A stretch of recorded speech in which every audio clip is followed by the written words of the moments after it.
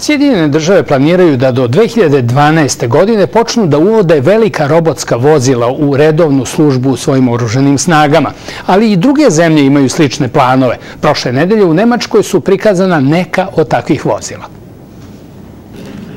Ovakva robotska terenska vozila jednoga dana mogla bi da patroliraju ratištima šaljući informacije u bazu. Na izložbi vojne tehnologije u Hamelburgu u Nemačkoj prikazano je izviđačko vozilo zvano Gecko, koje ne nosi nikakvo naoružanje, ali je načičkano kamerama i senzorima. Generalmajor Werner Friss je vojni inspektor u nemačkim oružanim snagama.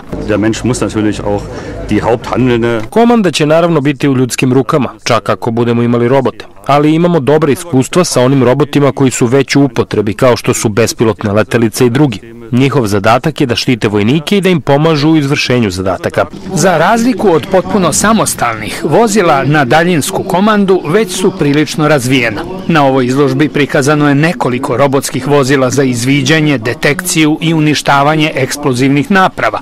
Jedno od njih je mali robot Telemax, nemačke firme Telerob, koji se pokazao prilično veštim u savlađivanju prepreka. Prema Centru za robotiku pri Američkom univerzitetu Georgia Tech, u svetu je već u upotrebi oko 10.000 takvih vozila.